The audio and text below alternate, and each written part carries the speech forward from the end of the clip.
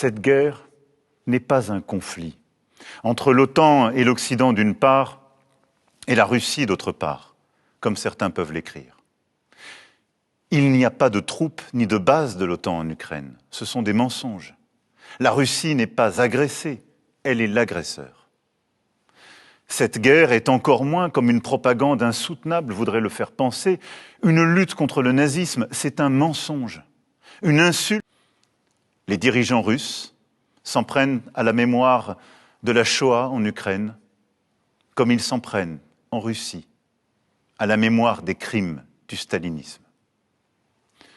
Cette guerre est le fruit d'un esprit de revanche, nourri d'une lecture révisionniste de l'histoire de l'Europe, qui voudrait la renvoyer aux heures les plus sombres des empires, des invasions, des exterminations.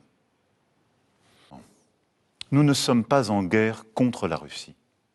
Nous savons tout ce qui nous lie à ce grand peuple européen, qu'est le peuple russe, qui a tant sacrifié durant la Seconde Guerre mondiale pour sauver l'Europe de l'abîme.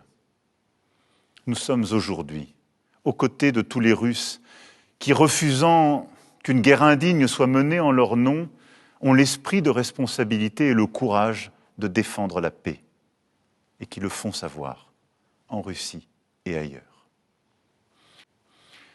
C'est pour cela que si j'échange constamment avec le président Zelensky, j'ai aussi choisi de rester en contact et resterai en contact autant que je le peux et autant que c'est nécessaire avec le président Poutine, pour chercher sans relâche à le convaincre de renoncer aux armes, pour aider autant que la France le peut dans le cadre des pourparlers en cours, et pour prévenir la contagion et l'élargissement du conflit autant que nous le pouvons.